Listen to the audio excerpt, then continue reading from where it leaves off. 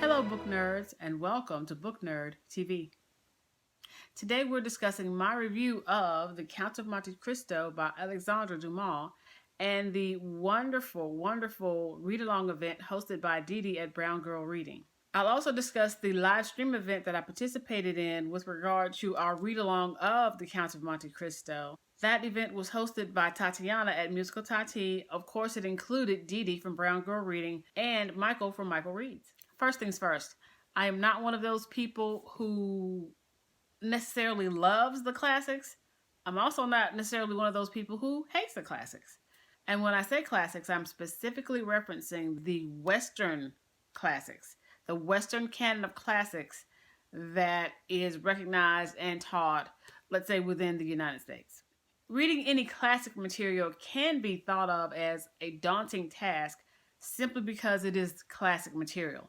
Usually we in the United States, I'll reference specifically since that's my experience, we in the United States tend to think of classics as belonging to a classroom and therefore being unbelievably, unbearably boring because we're told by a teacher that you must read this book or this many chapters in this book so that you will understand the Western canon.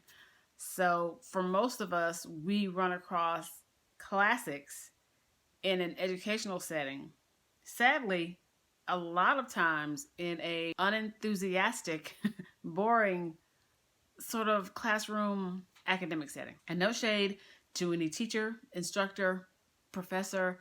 It's just sometimes the presentation is boring and sometimes the material is boring and boring plus boring equals boring. If you add on top of that, the book being 1,742 or 72, it's one of the two, pages long, intimidating is not the word. Most people are going to look at this wonderful Penguin Classics edition and say, nope, no way, no how. Consequently, Didi hosting or sponsoring the read-along felt like the opportune time for me to, one, jump into a read-along because it's the first one I've done and I enjoyed it. Didi, just amazing.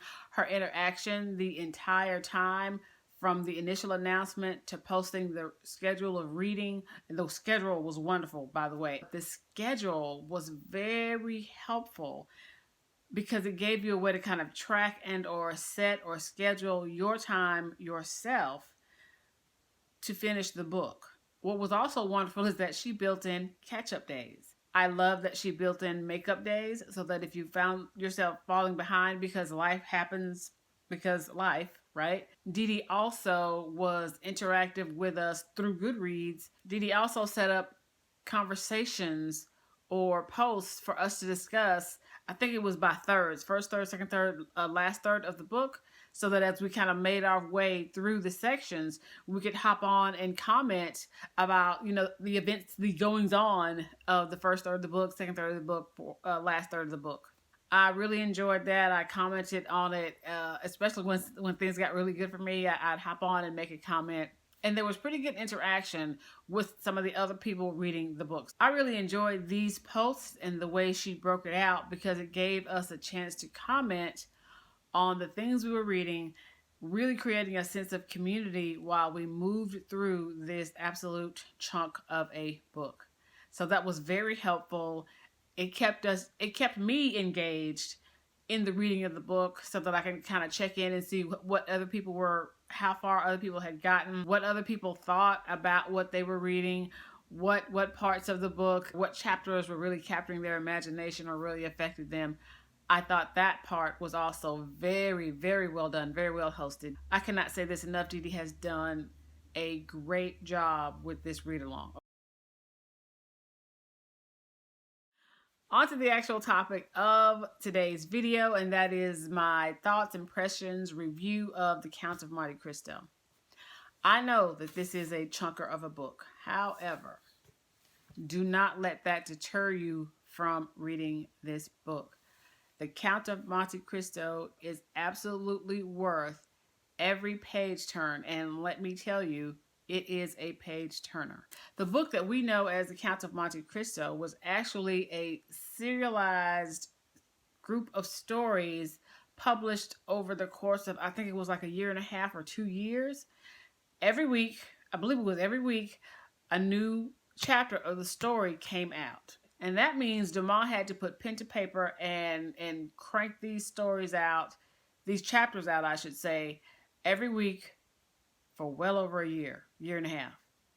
I feel like that's pretty amazing. And that technique, that plot technique, is one of the things that I feel makes The Count of Monte Cristo so readable, so engaging, so enjoyable. The way Dumas sets up his plot, the way he writes each chapter, the world building that Dumas undertakes is just fabulous. I felt like I could see, imagine the places in Italy that he described, the places in France that he described. I just thought, and as I read about Dumas, he worked as a travel writer for some part of his life. And so, especially in the depictions of Italy, you feel like you are a tourist along with the characters who are there doing their tour, their Italian tour, as it were.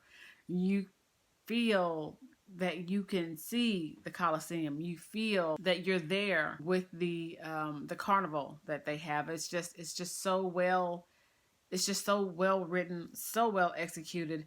Most of the chapters are fairly brisk in their storytelling. The plot moves along. There may be parts where people feel like the plot sort of slows down, maybe bogs down. But for me, that is the buildup.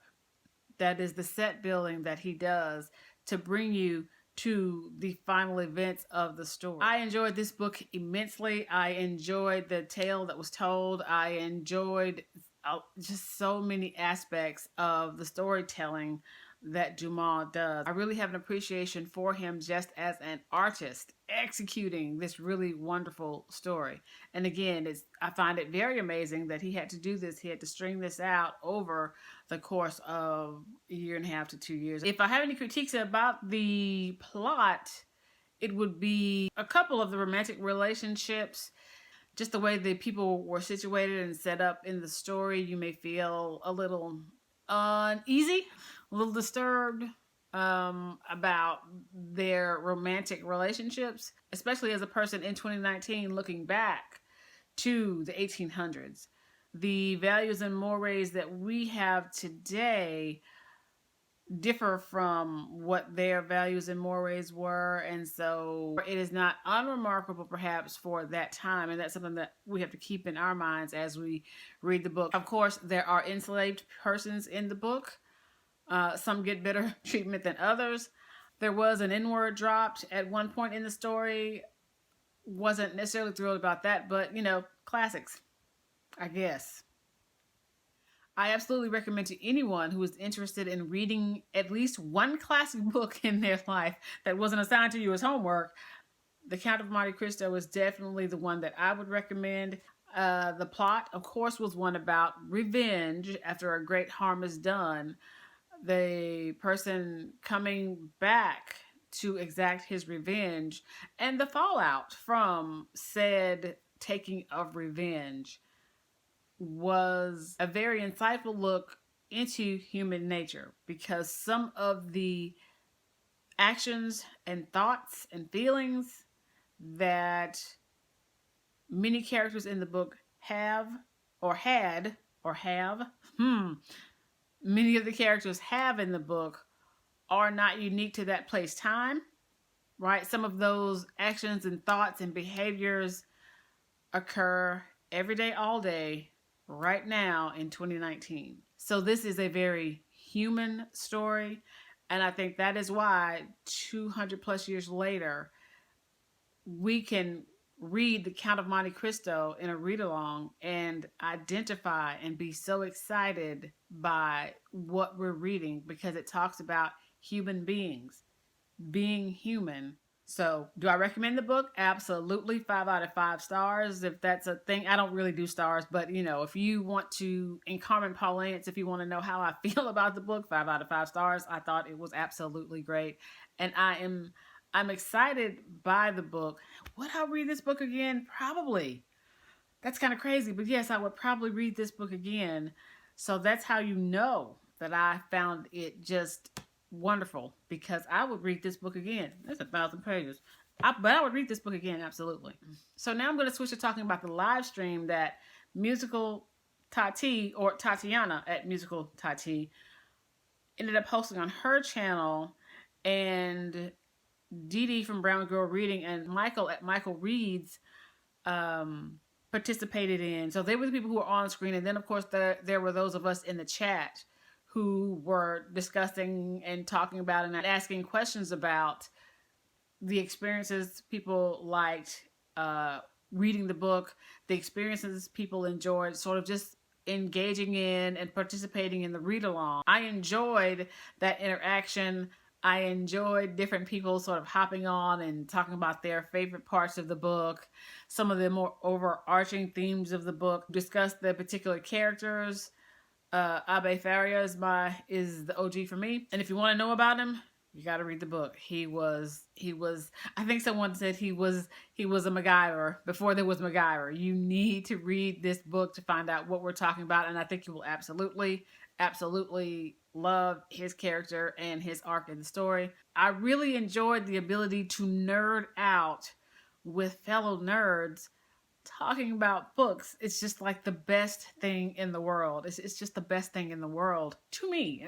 You know, reading books and talking about them may bore some other people to tears, but for me, it is just the best thing ever. One of the better things about social media and YouTube and booktube, that we could get together and just talk about a book we all read and the things that we love, and even some of the critiques, because we did have critiques about the book. And if you want to hear the critiques and the high points and just the general questions that we had, ideas that we had about the book, then you can go to, I know the playback of the live stream is posted on Tatiana's channel, Musical Tati. I'm not quite sure if it's on Didi's channel, BrownGirlReading, but check one or both. Also check Michael Reads, because again, they were all participating on the screen. And so I don't know if that's all shared between them, but I know for sure it's on Tatiana's channel, Musical Tati. And so enough of my rantings and ravings about the Count of Monte Cristo. Didi, thank you so much for creating the read-along, creating the schedule. It was ever so helpful. You are wonderful, wonderful, wonderful. Thank you so much. Tatiana, thank you so much for hosting the live stream. Job well done. And you were quite funny quite a couple of times. I subscribe to Musical Tati's channel. So if you don't, you should. Go there, subscribe, and enjoy. Do the same for Didi for BrownGirlReading. And of course, Michael at Michael Reads. Go subscribe to him as well. Thank you so much for watching. If you like the channel, of course, please leave me a like. If you're enjoying the content thus far, go ahead and subscribe. If you want to be notified when I post a new video, go ahead and hit that notification bell. And remember, no matter what you have to do in your day or how thick a particular book is, there is always time to read. Bye-bye.